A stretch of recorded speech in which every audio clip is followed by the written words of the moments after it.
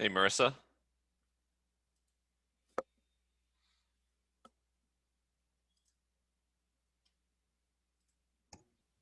Can you hear me? Yeah, I can hear All right. you. Sarah's a panelist now as well, and we have some of the attendees are starting to show up, so we'll give everybody a few minutes to keep coming in. Sure. Awesome.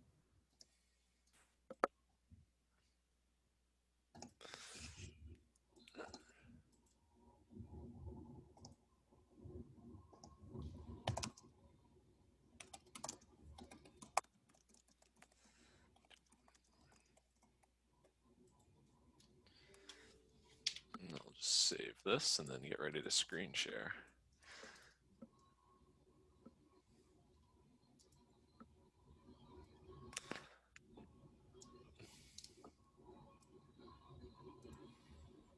All right, let's see. Q&A coming.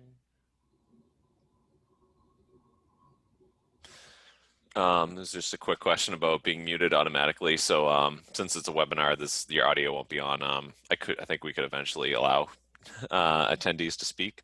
Otherwise, you can just ask questions through the chat or the Q&A tool that you used.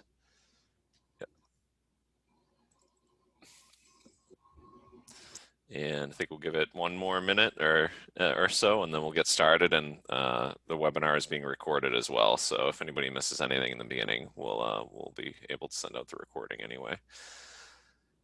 Let's see. A couple more coming in. Thanks everyone for joining us during their probably lunchtime today to learn about this new and not new topic, but new to a lot of small businesses. We should be getting started. Just a moment. I'm just gonna save. Oh, now I can see you. Hi, I can do the quick intro. Yeah. Why don't we could jump in with the TekDoc intro while everybody's still coming in, then we'll get into the presentation. Sure. Yeah. So good afternoon, everyone. I want to thank TekDoc's clients and Compete Now's clients for taking the time to attend this webinar today. So I'm excited that TekDoc could partner with Donato and Compete Now on this webinar because ADA website compliance is a topic that often goes overlooked. Companies are being faced with demand letters and other complaints related to a lack of accessibility for the vision impaired. So today we're going to learn some best practices so that your website isn't as at risk. So Donato, when you're ready, you can take it away. All right, thank you for the intro. It's a pleasure to always been a pleasure to work with TekDoc clients on their websites, as well as referring when I can for your great services. And I'm going to pull I was able to get the presentation as a PDF, so that makes it a little easier to screen share during a webinar. I'm going to go into, well, we'll get into the presentation, but if you have any questions, please feel free to either chat them in the chat area or add them in the Q&A section of the webinar tools, and we'll address those at the end of the presentation. Yeah, so with that, I think we can get right into it. And I'm going to share my screen. While I'm sharing my screen, I'm going to pause my video. Determined to not lose connection during this webinar, so that might help things. So yeah, we're going to talk about ADA compliant websites, presented by myself, Donato D'Andrio. I own Compete Now website design and digital marketing. And over the course of building hundreds and hundreds of websites, there have been times where ADA compliance was on the list of required deliverables. So we have a lot of experience with it.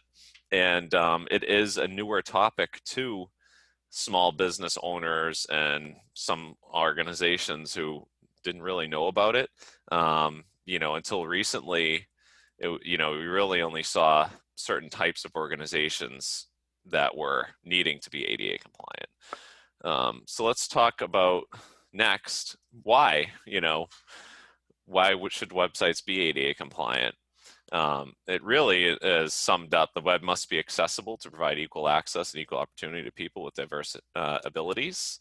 So in a long story short, it is seen and is a basic right, human right, to be able to navigate and view websites just like anybody else would be able to that doesn't have a disability. So that's kind of the logic behind it.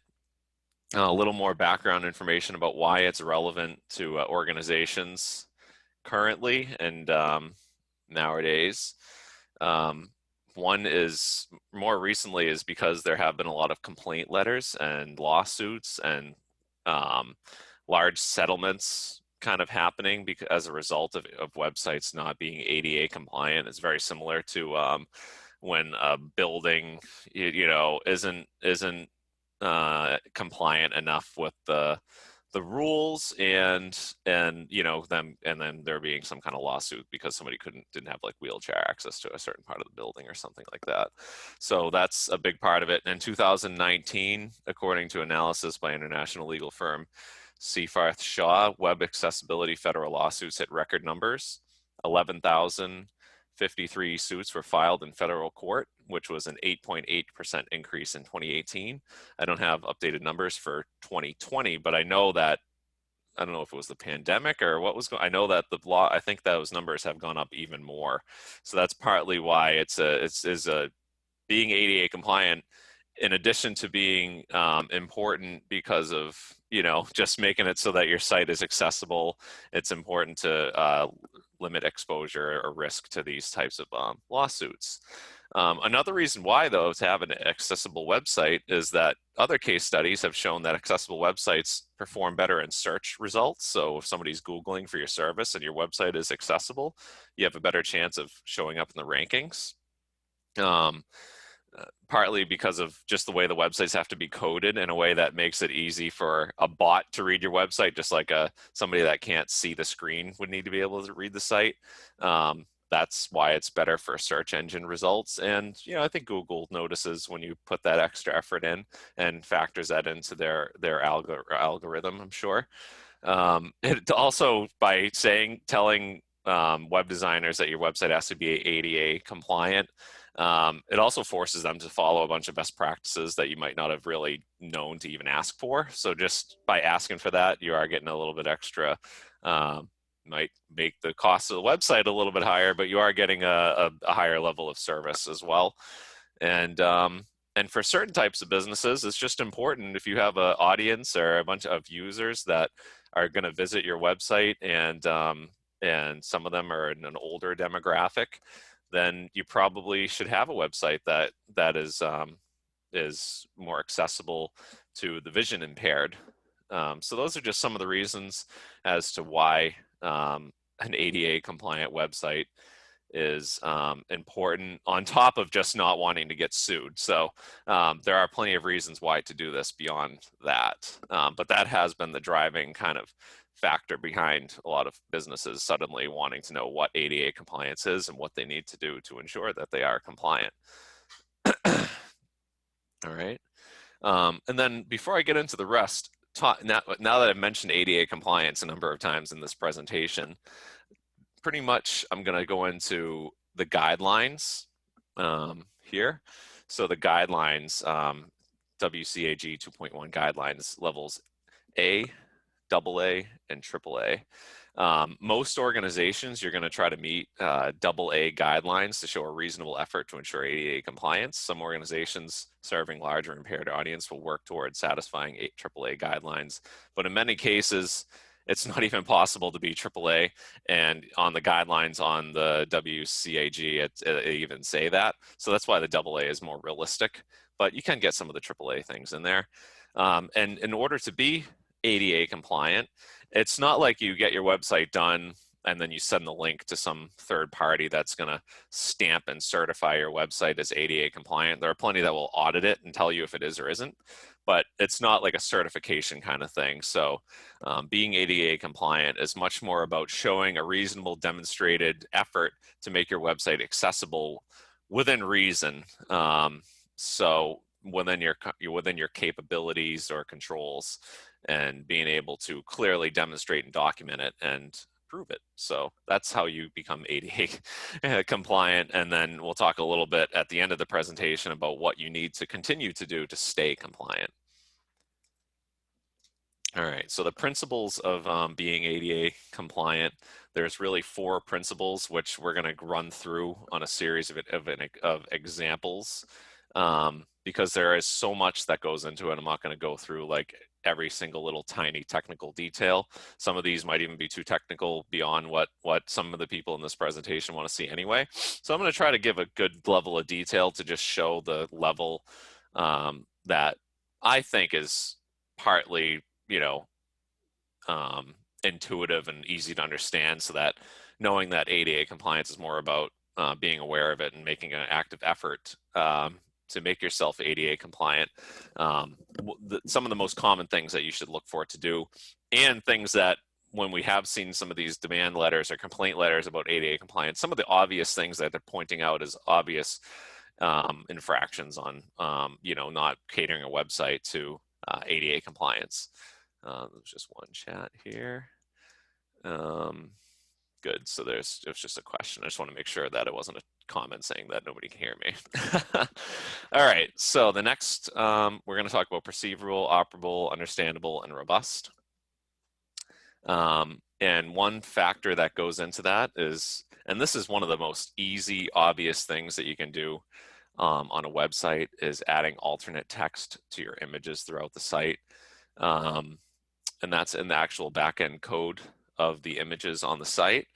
And that basically, what that means is when there's an image on the website, there's text that's assigned to the image that describes what that image is and what context it's serving within the page, so that when somebody that cannot view the screen is hearing what's on the screen read back to them by a screen reader, when it gets to the image, it's not just going to say IMG 3021. It's going to say, photo of person walking across the beach, or something like that, that makes sense within the context of the text that's on the page.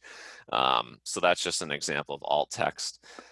Just going back to the search engine results, this is actually also important for and good for search engine optimization, because if there's a bot, Google bot on your page, scanning the page, trying to determine what is this page about and when would it be a good link to show up in a search result, the images having alt text does play into that analysis by the search engine bot. So, and that's just another reason they'll have all SEO people and people that mess around with SEO know that and have stuffed keywords into alt text descriptions, and that's not recommended.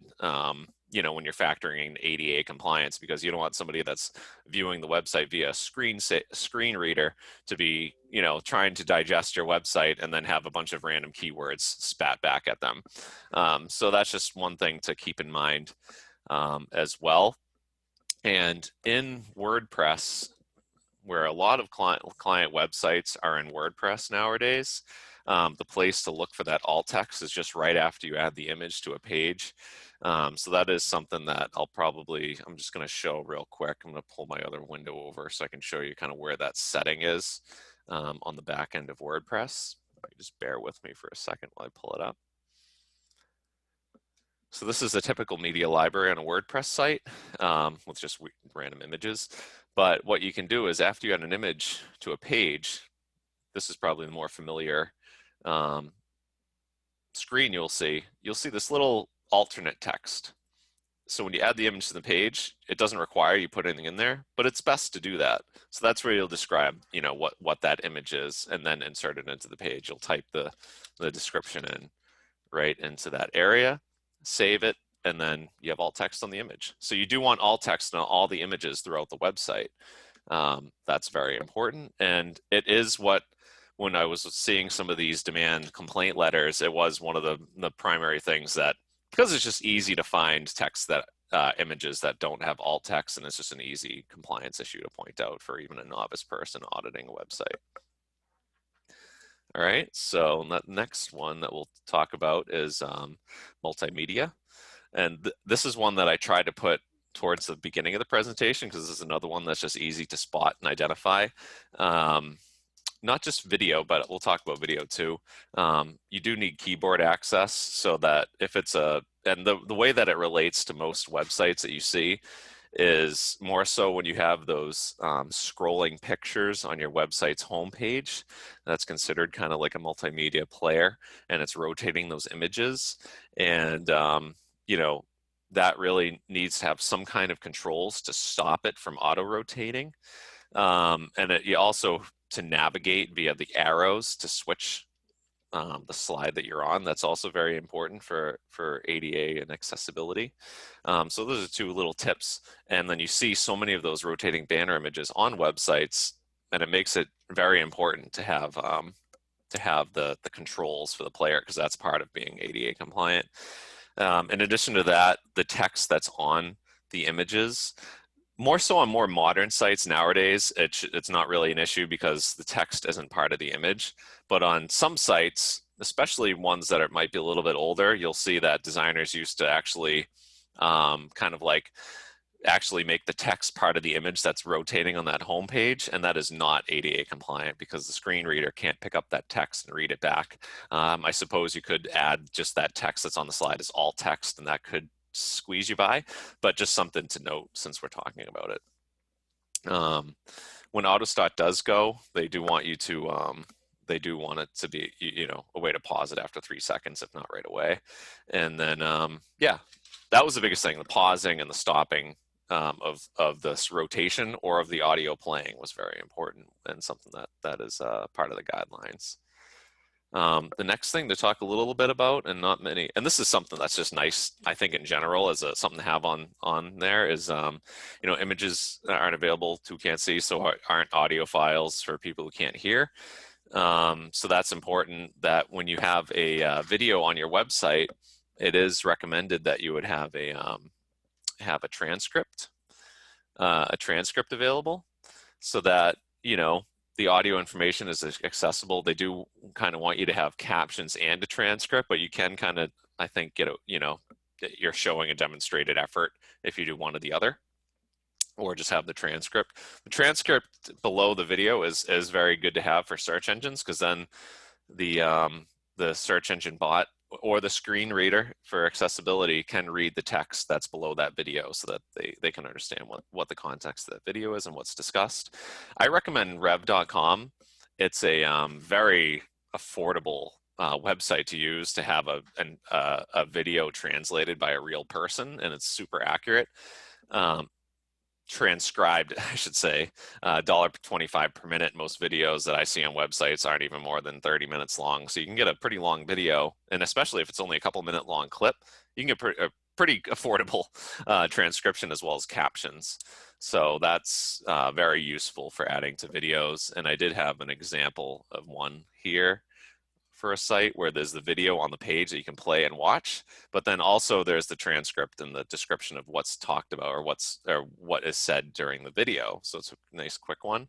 And then you can see below here, it goes to all the other videos, and each video is linked with what the video is about. So when they click to it, they can watch the video and get the whole transcription. So that's pretty important when you have a video on the website. Talked a little bit, I mentioned it a few times, but I haven't gone into depth yet, as about keyboard input. So an accessible website can be navigated without the use of a mouse. To build off of that, an accessible website can be entirely used and utilized and navigate and everything without the use of a mouse. So if it's somebody that is cannot see, so, you know, the summary of it is some people cannot use a mouse, including many older users with limited motor control, fine motor control. So that's why it's so important with these accessible websites that, you know, you can essentially use the tab. I'm just going to do a quick demonstration on this website that we really like. It's a tool that I'm going to talk a little bit more about in a little bit. But so I'm on the website now, and I'm not using my mouse. I'm just going to click the tab, and you can see when I click tab, the first thing it does is go to the top left and highlight the logo. That's the first link on the page. And then you can see as I'm clicking the tab button, it's bringing me across the navigation menu all throughout the elements on the page and all the logos. And I'm actually able to really tab through. And if I had the screen reader voice commands on, it would read back to me what each tab, so it would say, you know, user way logo link to homepage or something like that. And then this would say solutions link to solutions page. And then if I finally got to request a demo, it would say request a demo link. So that's just making the site easy to navigate and use without the mouse. And the same goes for when you go into form fields, and it will highlight the form field and read back what you're supposed to input in each field. So that's definitely very important as well. And you can see it had this website had drop-down menus. The tabs would have also expanded those drop-downs and brought me down each of them. But it looks like in their case, they decided to say, you know, we don't want the drop-downs. Maybe that's an accessible little tip or trick that they found works better for accessibility. All right, so and that's just an easy one to test to see if your website functions well that way. We'll talk a little bit about content. This is an important one for maintaining compliance after the initial audit, because you can have somebody go in and blow through all these guidelines, but then if you're consistently adding information and text and blogs to your site, then you're very quickly out of compliance. So some of the best practices for content when you're adding information to the website is you don't want to rely on color as a navigational tool or the only way to differentiate items. So that's a very important one, where if all the links in your website, if the only way to know it's a link is that the text for that link is like blue, that doesn't work well for people that are colorblind. So it's suggested that you also include underlines. So when you tab onto something or hover over it, it underlines it as well, instead of just showing it as a different color, because that's not going to work well. And then you don't want to use underline on text that isn't linked, because that gets very confusing for accessibility. This was an interesting one that a lot of people don't know about or think to do, is you also, similarly to the images that we talked about at the beginning of the presentation, you do need alt text for your links. So if you're linking something to the request a quote page and the text just says click here, there's a little area where you can put in a title for that link, and then that'll make it so that when the person is screen reading that link, it'll tell them what page it's going to bring them to if they click here, because otherwise they're not really going to know if they should click on it or not. So that's important. If you aren't going to do that, then the text itself on the link could also do it. So if the link its text actually says request a quote and it's more descriptive instead of like a learn more or a click here, then that'll also suffice to make it user friendly and ability to navigate without being able to while using the screen reader. Use of the headings and proper markup is also really important. And what we mean by that is within the content of the page. And you've probably noticed this if you've used WordPress or other content management systems, there's an option for different headings. And you do want to use those headings to properly set up the content of a page so that they know, what is the information hierarchy of this page in terms of headings, and then where they're going to actually spend the time to drill down on. This is still another thing that's like, paying attention to this is also a benefit to people that aren't visually impaired or needing to use an accessible website, because it just helps them navigate the site, read the headings, and it also helps the search engine optimization for the bots that are scanning the page understand the page better.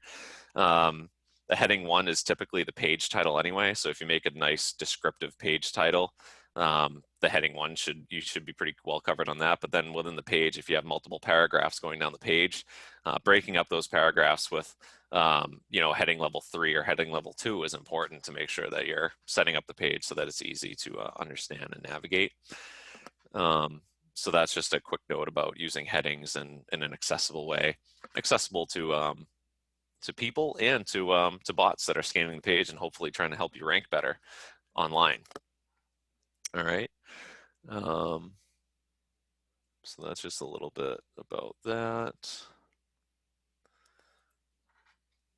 Now I'll show a little visual example. So you can see in this one, easy checks, first review of web accessibility. Heading 2 is the introduction. So that's really helping. That heading 1 is very descriptive about what the page is about. So if you got that screen read back to you, you'd say, okay. And then the next thing you click and you hear is introduction it makes a lot of sense for the person on the page, and then it gives them into the basically to the next heading, and the main reason why I wanted to focus on that was because, you know, some themes and templates or website builders that you use might let you just make these different headings by making the font like size 24 and then bolding it, and then the next one size 18 and bolding it. But if you're not actually using these heading tags when you're adding the content to the page, that doesn't really mean as much to a screen reader trying to interpret and give you know, skip people to the relevant headings that within the page. So that's why it's an important thing that I wanted to cover. The other thing that is an interesting one and very easy to test on a site to see if it's accessible is the browser text should be allowed. You should be able to expand the website by about 200%, and the site should still be usable and should not have any horizontal scrolling. So that's very important. So if you have a website that's not responsive, that's probably not going to be accessible. That's another easy one. If I go back to the userway website and I zoom in 200%, you can see that everything stays completely. I can still see left to right of the whole screen. The buttons are still plenty legible and easy to use. And even though I wouldn't want to use this website 200% zoomed in, it's still highly functional and usable. So that's just an example of, I probably could zoom in like, you know, it's not really. And so I had to zoom in to 500% before the website started having some stuff that looked a little bit messed up or overlapped, and it's still pretty good. If not really good. The only thing that seems to be overlapping is the little widget guy, but this is at 500%, so they're well within the 200% requirement. That's an easy one to test for on your own site. So the next area that to consider when you're thinking about this, and we won't get into too many more technical details. I think you're getting the point by now, but hopefully there's some good notes being taken. Is color contrast. Some people can't read text if there's not enough sufficient contrast between text and the background. There's a lot of websites that are guilty of this. That even people with perfect vision probably would rather not read something that is not enough contrast. Light gray text and a light gray background would be one where you would be a violation. Web browsers should allow the people to change the color of the text in the background. And that's going to go back to that user way, because that kind of adds that functionality in a way that's really easy to as a little widget for your website. If you do want to go to that level of accessibility, you know, by default, if you're a designer and you know what this means, it's contrast ratio for the text is usually, you know, 4.5 to 1 to normal size text. So you do want to have a very clear and good contrast throughout your page's text. And now just wanted to cover a lot of this on one slide because there are a lot of like little basic things, but good things to note. The website should be accessible in many ways is one of the guidelines. So it's suggested to have a sitemap linked in the footer of your website so that aside from the menu, they could click to the sitemap and navigate to any page they want. Menus and buttons should be consistent throughout the site. This is just another important, you know, usability thing that it should be happening anyway on your website, but if not, you don't want the navigation and the menus and the bars moving around from page to page. The language for the page is identified within the code. That's an important one. Forms can be submitted without the use of a mouse. So as long as you can navigate the website and tab through forms with the skip content, that'll help you there. Forms can be submitted. So basically tabbing over to the submit button and clicking enter to submit a form. And when there's a problem on the form, an error message gives instructions how to resolve it. So you notice that on some sites where if you forget to put the email address in, some sites will show a little message that says, please enter your email address, you know, and then others will just, you know, not let it go through and highlight the field, but that's not enough. You do want a descriptive text telling them what to do next. Reduce the use of redundant links within the page. On the example, when I was tabbing through the whole page, you can see why it would be frustrating to somebody using a screen reader to keep getting the same link read back to them multiple times on the same page. And then another best practice is to avoid using PDFs on the website because those aren't always going to be accessible. If you click to a PDF that was just scanned, it's probably not even going to be something that a screen reader can read back to them if it's just like a flat image on a PDF. So it's usually best to avoid using those. Just want to talk a little about this accessibility widget. This is a free widget that you can add to any website. Seems like only the sites, if you're really concerned with checking off all the boxes, this is just one of the tools you can add. You still need to have somebody do a lot of the other work we talked about, but this userway.org is a really cool one that adds a lot of capabilities to the site. They'd also do like automated scans, but I'm not, they wouldn't really replace having an actual company or somebody or like myself analyze your website. But this is the userway site that I had on before, just when I was demonstrating some of the things. But this adds a little icon to your site. So when you click it, it expands this out. And it's somebody that if they're needing some of these tools, it's nice. It gives you a little, highlight links and it points out all the links on the page. They can change the contrast colors of the page, invert, dark. So there's all these, they can make the text bigger on the page itself. And they can pause all the animations throughout the whole page with one click. Make it dyslexia friendly. And so there's all these nice, you can make it so that it enables keyboard nav. So there's all these little tools and widgets that it adds to the page that helps with accessibility. So that's one tool I wanted to point out that's easy to add to a site. And then once you've done all this work and you're ready to document it, you need an accessibility statement that's linked in the bottom of the site, kind of like the same place you would put a privacy policy or terms and conditions. And that will have information about what you've done to ensure the website is accessible. What lengths have you gone and what have you done to do that? That's partly what makes you compliant. It also including notes about what might not be accessible on the site and is being worked on. So if you have third-party YouTube videos on your site, you might say not all videos on this website may have transcripts or captions because they're third-party. It's something that we're working on fixing, or just as long as you address it in the statement, that's good to do. It's always good to mention a few things that are in the works. There should be a contact email address so that if somebody's on the site and they notice an issue with accessibility, there should be an email address they can email for concerns. The next thing that's important that a lot of people don't talk about is staying compliant. So to stay compliant, it's recommended that there's ongoing ADA compliance work performed on a scheduled basis and logged as it's completed, so that if there ever is a challenge that the website was ADA compliant, and that's been the one thing I've read is that the people that are filing the lawsuits don't entirely need a ton of proof to kind of like start trying to push things through. So as long as you have a record, so you could say, hey, this was what was done when the site was done, and this is what we did once a month or once a quarter, and here's a log of exactly what was done. It'll definitely help your case in fighting any kind of, I don't want to say attacks, but claims against you or complaints against you. All right, so in terms of testing for ADA compliance, there are some automated tools, but they're not always the best solution. They might just spit out a bunch of tasks that might or might not make you compliant, or might not even be possible with the way that your website's built. So it's definitely better to have an expert review your website and give honest feedback about what it will take to get it ADA compliant. All right, so I tried to get through all the best practices. I think we're right about a little under 30 minutes. So hopefully I did go through things a little bit quickly, but definitely can open it up to questions or clarifications. Let's see, I'll reshare I'm going to stop my screen share and reshare my video now. All right. Dawn asked, will the PDF be available? Yeah, absolutely. The PDF in terms of the presentation, I can save. It is already saved as a PDF, and I can share that. I think you're raising your hand, so I'm going to allow you to talk if you want. Let's see, Dawn. Yes, do you work with government 508 compliance? We have worked on government sites that, oh, okay. We have worked on government websites that had the compliance, so I'm sure that wouldn't be a problem. I believe they follow the similar guidelines or the same guidelines as the ones that we've had to follow in the past.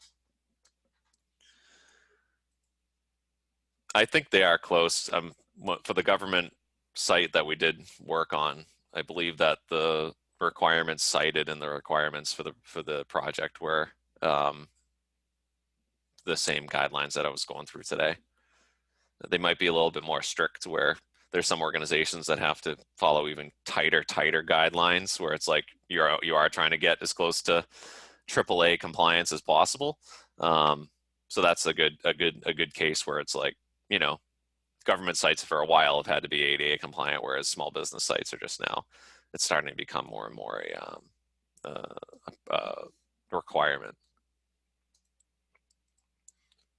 All right.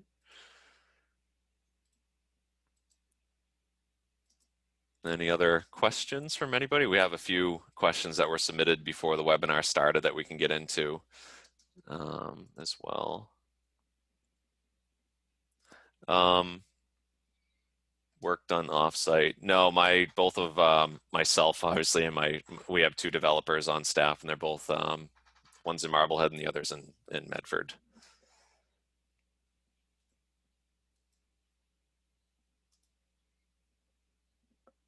All right. So I have a couple of questions that were submitted prior that we could cover. Marissa, I don't know if you want me to jump into those or if you wanted to. I think that's perfect if you can get into that, and then we can wrap it up after we get those final questions answered. Okay, and feel free, anyone, to add in any other follow-up questions as I'm kind of answering some of these most common ones. One of them was, do I need to respond to a letter about this? And this kind of related back to over the summer, there was almost every insurance agency in the state of Massachusetts got a complaint letter that their website wasn't ADA compliant. In that case, some people did respond, some people didn't.